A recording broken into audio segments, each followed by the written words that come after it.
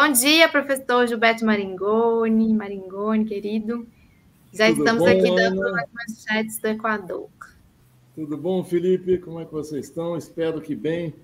Chocados com tudo isso do mundo e daqui. Muito chocados, muito assustados. E a gente, no começo do programa, professor, falava sobre como que o caos ele serve de combustível sempre para uma extrema-direita. A gente vislumbrou vários períodos históricos, o incêndio no hashtag, e outros períodos em que um acontecimento caótico serve para uma produção de estado de exceção, que, por sua vez, serve para remoção de direitos constitucionais, que, por sua vez, serve para a promoção de uma ditadura. E a gente tem muito medo dos reflexos, mesmo sabendo que o Equador tem uma situação peculiar, específica, de gangues, a gente tem muito medo dos reflexos disso pelo mundo, de que uma horda de extrema-direita diz, precisamos de ordem. E ordem significa ditadura, significa regimes autoritários. O senhor tem esse medo? O senhor tem essa leitura? Como é que o senhor enxerga isso tudo? Ô, Felipe, só antes do professor Gilberto Maringoni responder, deixa eu embarcar aqui uma outra convidada que vai fazer essa dobradinha aí com o Maringoni, que é a Vanessa Martina, que é jornalista dos Diálogos do Sul, e também vai estar com a gente também para comentar. Feliz ano novo. Tudo bem, bem-vinda, Vanessa. Tudo ótimo. Obrigada pelo convite. Feliz ano novo. Vamos lá. Vamos lá, a palavra está com o professor Maringoni. Bom, primeiro é o seguinte, para de me chamar de senhor. Eu já me sinto velho, eu envelheço 20 anos a cada vez que me chamam de senhor. Está chamando de professor. Para com isso. Não, é o seguinte, a situação do Equador é gravíssima. Do ponto de vista da segurança, a população está assustadíssima, está um clima de terror, o que a gente está lendo aqui nos jornais, tanto do Equador, nos sites, nos blogs, o clima de terror, principalmente em Guayaquil, que é o epicentro da situação de violência no Equador, é a segunda maior cidade do país, é o porto internacional, é o principal elo de comunicação comercial do país com o mundo, mas a gente precisa analisar essa explosão da violência pelas suas características próprias, digamos assim, policiais ou na área específica de segurança, mas isso que o Felipe falou é central. Ele tem uma carga política, uma consequência política, e mais do que uma consequência, uma utilização disso para a concretização de determinadas diretrizes políticas muito sérias. Em primeiro lugar, não foi feita, eu não vi até agora, nesses 2 dias, nenhuma pesquisa sobre a questão da segurança nesses dias. Mas já há meses, aí no final das eleições, a gente teve notícias no Equador que o quadro de insegurança geral da população era a preocupação maior num país que foi castigado pela pandemia de uma maneira, foi um dos países em que os indicadores de mortes foi um dos maiores do mundo. O Equador tem 18 milhões de habitantes, foram catalogados, claro, né? Isso tudo, esses números podem estar subnotificados, podem estar subestimados. Foram 67 mil mortos, o que coloca o Equador numa proporção do número de mortos muito semelhante à proporção brasileira, em que a gente contabilizou 700 mil mortos. Ou seja, o Brasil tem 200 milhões de habitantes, o Equador tem 18 mil, quer dizer, 10, 11 vezes menos. O Brasil teve 700 mil, eles tiveram 67 mil, 10 vezes menos também. É uma tragédia latino-americana, e a gente viu durante a pandemia, em Guayaquil em especial, o caos se instalou com corpos apodrecendo no meio das ruas. Mas isso se combinou também com uma crise econômica que vem de 2015 e 2016, depois da saída do Rafael Correa, em especial, embora ele tenha pego isso de maneira muito forte, que foi a queda do preço internacional do petróleo, arrastando para baixo também o mercado internacional de commodities. Então, o Equador vivencia o cruzamento de 3 crises muito sérias na última década, nos últimos 8 anos. A crise econômica, a crise da pandemia, que todos nós vivemos, mas lá de uma maneira dramática, e o aumento da violência política. Eu quero dar um lead do que eu vou falar, eu não sei quanto tempo eu vou ter, para dizer o seguinte: essa violência marcou a campanha eleitoral, todos sabem, 11 dias antes do primeiro turno, no dia 9 de agosto, foi assassinado o Fernando Villavicencio, que era o quinto colocado, ele não estava disputando ali na linha de frente a eleição, mas um assassinato à luz do dia, reivindicado pelo grupo Los Lobos, exatamente o grupo liderado por esse, não me lembro o nome, é Tico, se não me engano, que desapareceu das prisões, é uma das 22 facções criminosas do Equador. Toda a campanha foi feita na base do medo. O ano passado foram 3 estados de exceção decretados pelo ex-presidente Guilherme Lasso, mas o quadro em que se deu a campanha eleitoral foi o da falência geral do governo Lasso, vitimado por essas crises que eu falei, mas o governo não tinha maioria na Assembleia, iniciou-se em março do ano passado, um processo de impeachment. O Lasso, utilizando-se de uma prerrogativa constitucional, invoca aquele mecanismo da morte súbita, ou seja, dissolve a Assembleia Nacional, o Congresso lá, e renuncia à presidência, convocando eleições para um mandato tampão. Eu chamo muito atenção para isso, porque eu não vi na imprensa brasileira aqui essa questão com a ênfase que deve ser dada. O presidente eleito em outubro, o Noboa... Daniel Noboa. Miguel Noboa, né? Daniel Noboa, o filho do Álvaro Noboa, o magnata da bandeira do Noboa. Ele é eleito para um mandato tampão de 17 meses.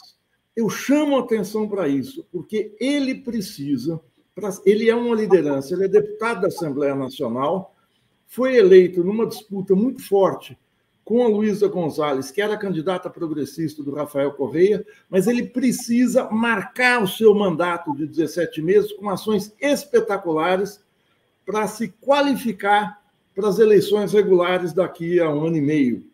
Então, o Noboa precisa urgentemente apresentar resultados para a população. E os resultados que ele está colocando aqui são a decretação de estado de exceção, uma virtual guerra interna, proibição de reuniões, invasão de domicílios, ou seja, algo muito próximo a uma ditadura.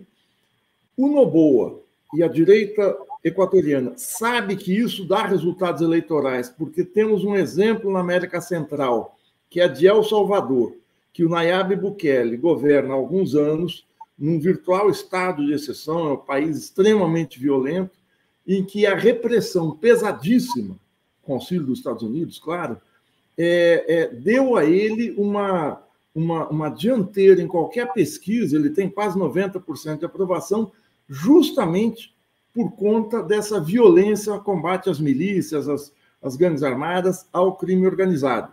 Então, o Noboa, já antes de tomar posse, já dizia que iria endurecer diante da criminalidade. Essa explosão agora é o gatilho, eu não quero usar isso como trocadilho, mas o impulsionador desse endurecimento. Vem a calhar. Eu não quero dizer que não exista. Existe e é sério o problema de insegurança.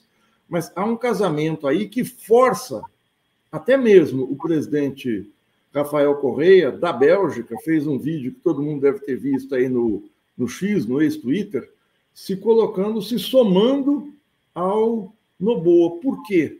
Porque não há como, numa situação dessas, em que a população está apavorada, você se colocar contra uma política desse tipo. E esse quadro é um quadro num crescimento da extrema-direita no continente, a eleição do Milei é um exemplo disso, a gente não sabe como é que vai ficar as eleições americanas, mas é um quadro aproveitado de maneira oportunística pela extrema-direita. Enfim, isso para começar. Então, a gente transmite essa pergunta também aí, essa reflexão para a Vanessa.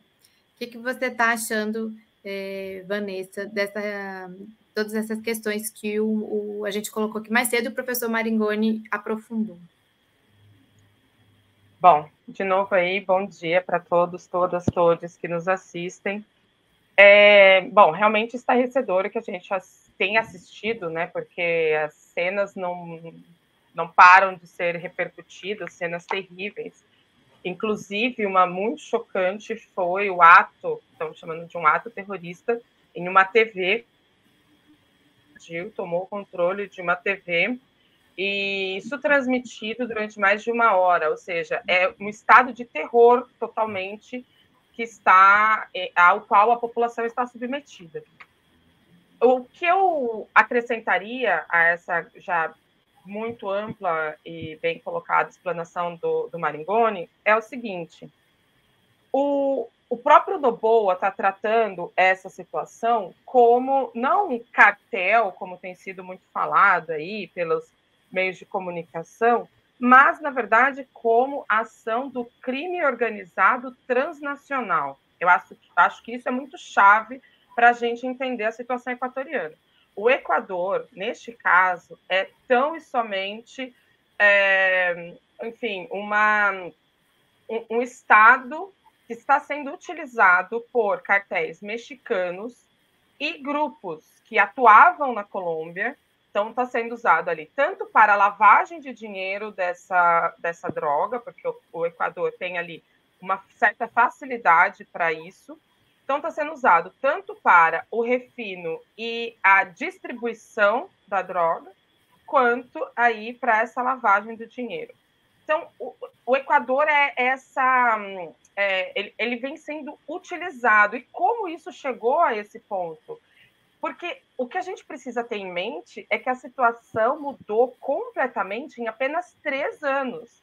Então, quando a gente vê, e acho que isso faz parte da pergunta inicial, né? Quando a gente vê a discussão, principalmente na Argentina, mas também aqui presente no Brasil, de um Estado mínimo, da saída do Estado na resolução de assuntos-chave, aí a gente tem uma situação como equatoriana.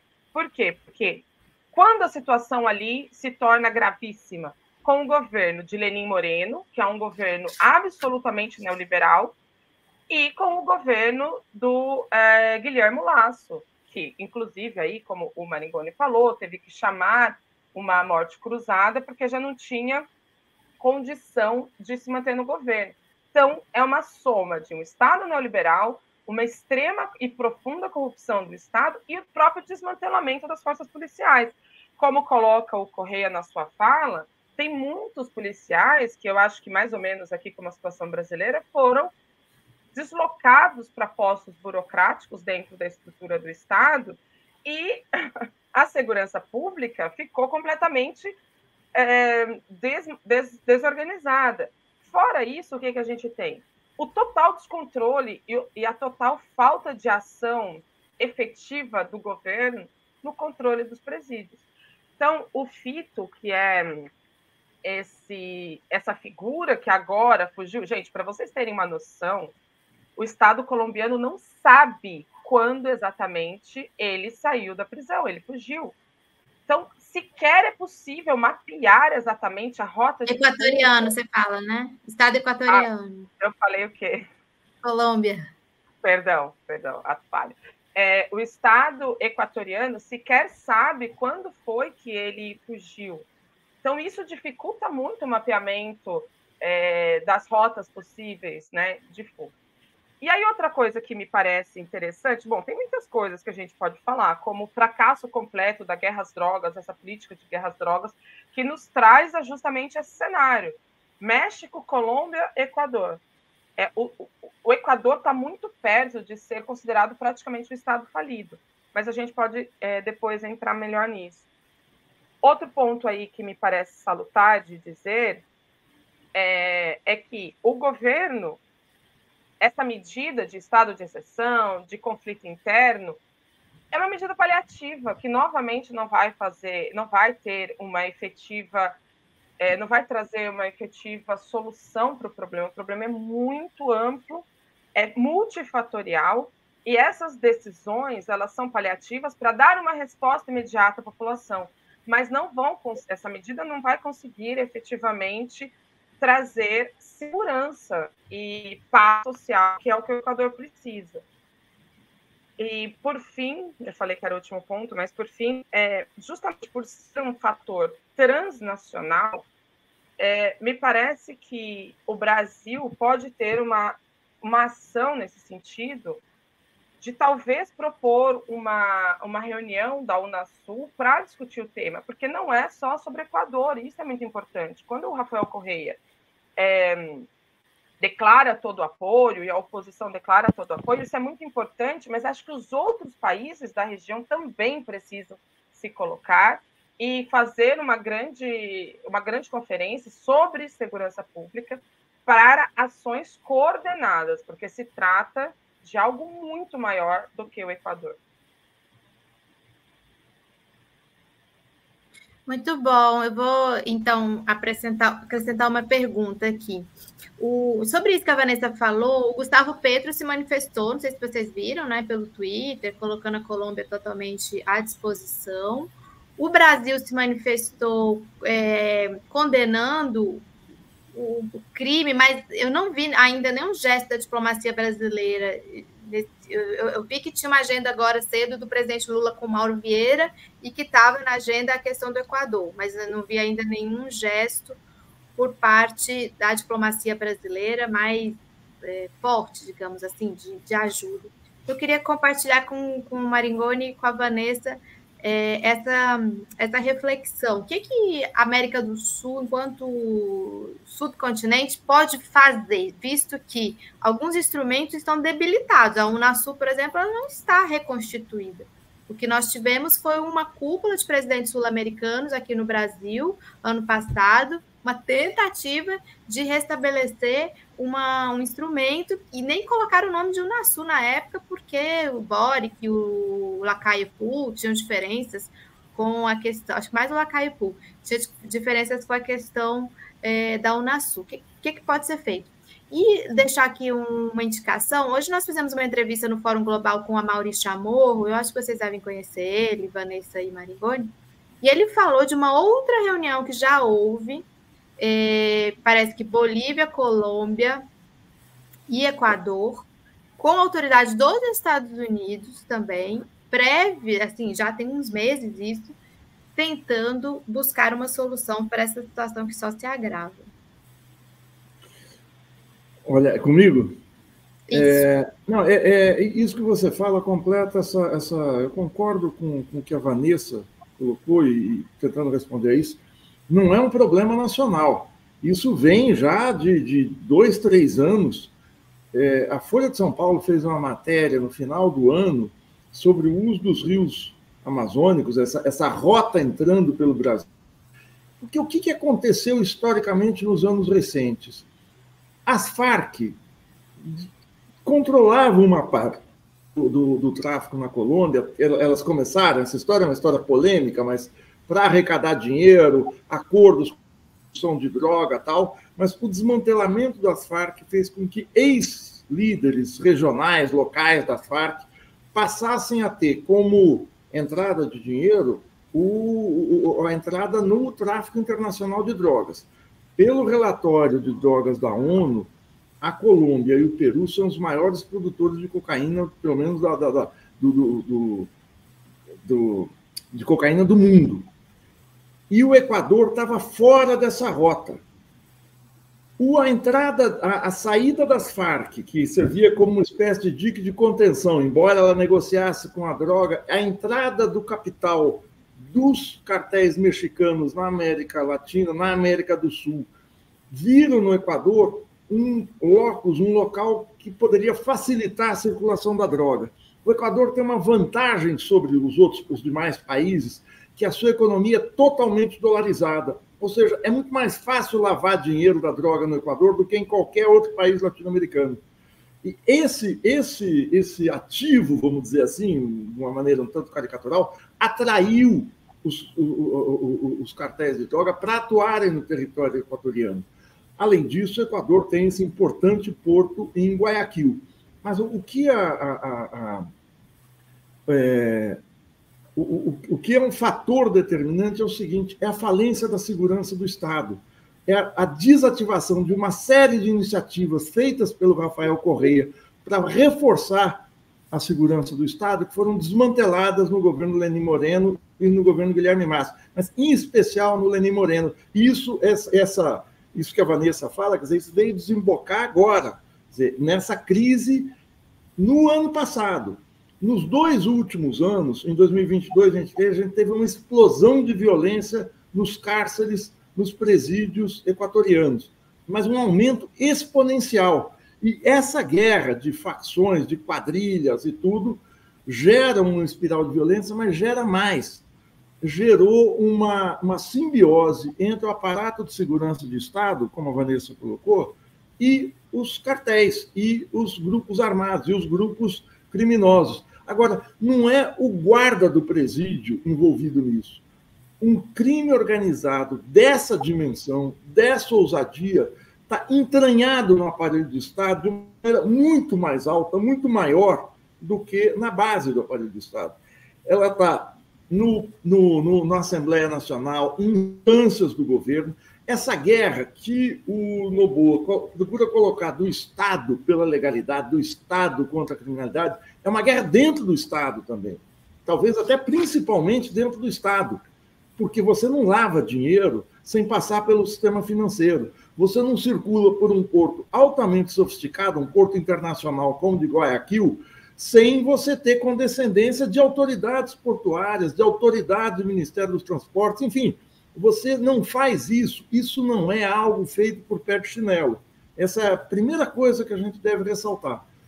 A segunda questão é que a entrada do Equador, junto com a Colômbia, junto com o Brasil não tem fronteiras com o Equador, mas tem com a Colômbia e tem com o Peru.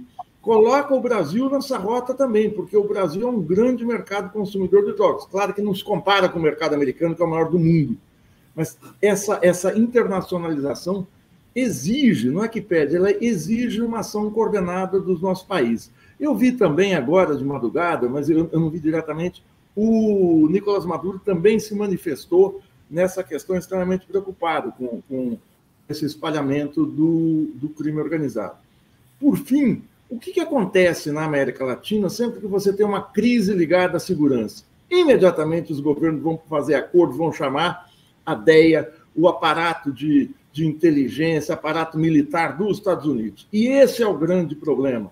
Esse é o grande problema. Essa internacionalização não é uma internacionalização entre nossos países só.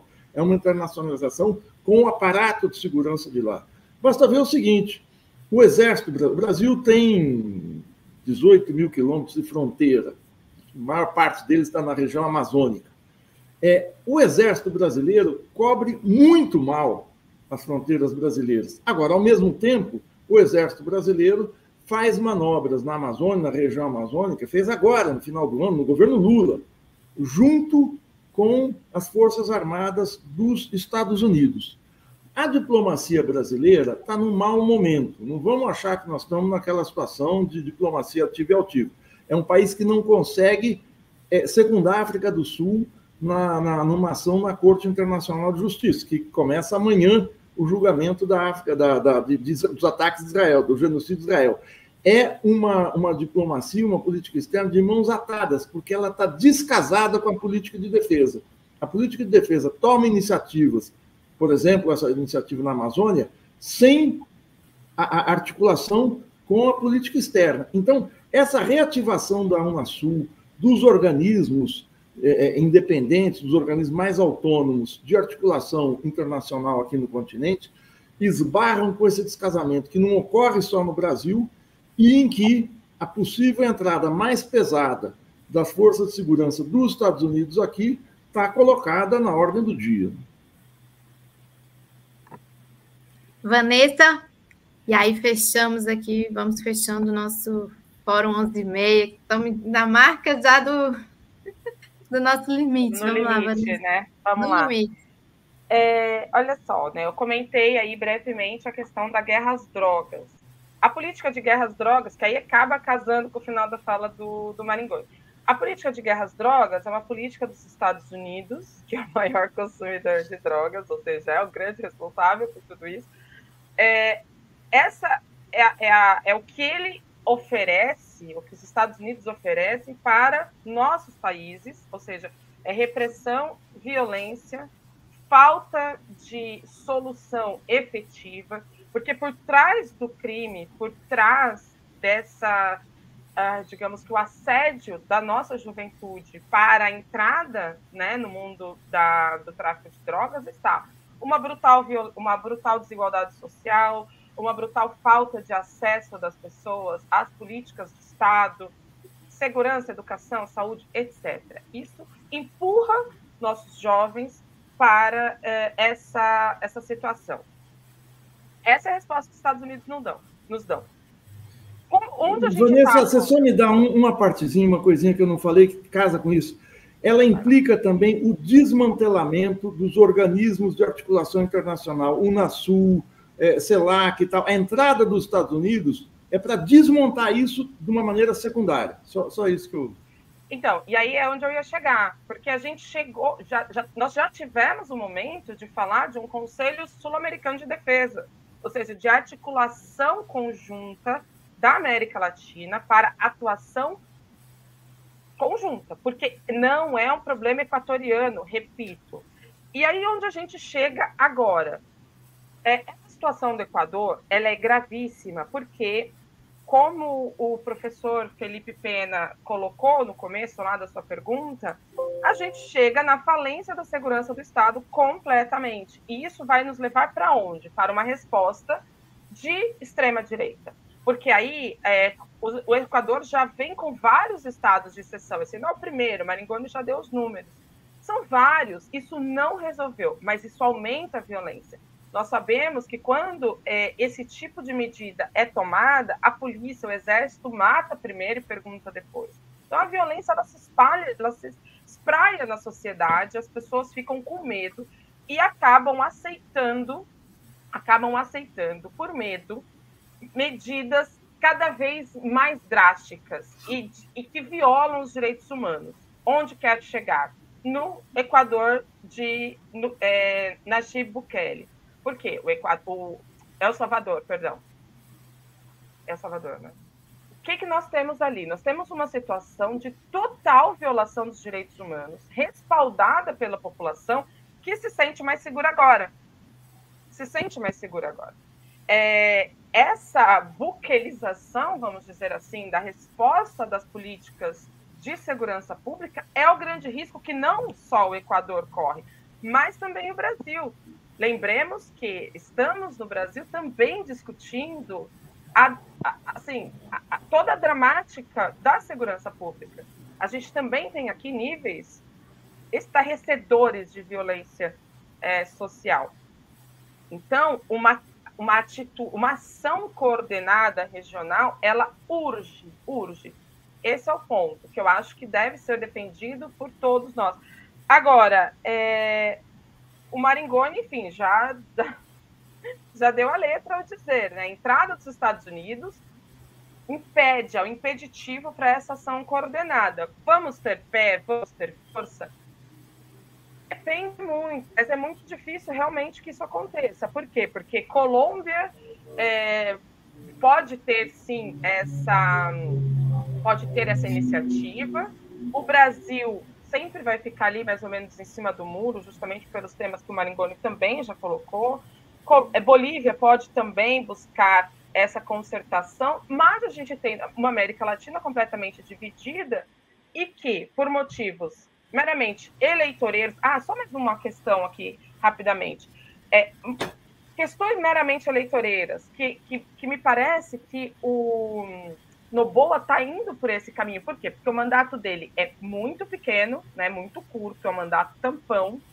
Esse é um ponto. O segundo ponto é que ele propôs uma consulta popular para esse tema da segurança pública, e é uma consulta popular que, convenhamos, assim, é meramente populista, porque são temas que deveriam ser tratados pelo Congresso Nacional. E ele coloca para uma consulta popular, por exemplo, se as penas para o narcotráfico têm que ser aumentadas. Obviamente não passa por isso, o Equador sequer tem condições de manter... Veja, o Equador sequer tem condições de manter os presos que já estão detidos. E aí eles querem aumentar ainda mais a pena para o tráfico de drogas. Essa situação é meramente eleitoreira. Então vai fazer uma consulta, vai ter mais respaldo popular, vai fazer ali seu proselitismo político e o problema de fundo não é atacado. Bom, enfim, não sei, espero ter respondido. Não, com certeza. Obrigada, Vanessa. Obrigada, Maringoni. Gente, essa é a pauta do dia, da semana, desses dias. Ela não... Você me permite claro. 40 segundos? Eu mandei para você, eu não sei se depois você pode colocar no ar. Nós temos lá na Federal do ABC o Observatório de Política Externa Brasileira, e nós lançamos um livro. Pode projetar aqui. Sobre a América. Exatamente. Se depois puder botar no site o link, as pessoas baixam de graça, é um e-book. E tem vários artigos já delineando, desenhando essa crise que explodiu agora no Equador, já com investigação sobre o narcotráfico, a internacionalização, enfim, isso que a gente falou aqui. Muito bom, obrigada. Gui, eu mandei o link junto com a foto. Se puder colocar aqui no chat para a gente. Hoje nós tivemos várias indicações, né, Felipe? De livros. Muita indicação literária. Professor Gilberto, Vanessa, eu queria agradecer muito vocês e sempre me preocupando, para finalizar o programa, que a gente tem muita dificuldade em enveredar no campo progressista pela pauta segurança pública, que acaba sendo uma pauta sempre sequestrada pela extrema-direita. Vamos ter que evoluir muito nesse debate para que isso não se torne uma arma política nas próximas eleições. Muito obrigado. Muito bom. Obrigada, gente. Até a próxima vez. Obrigada. Até a próxima. Tchau, gente.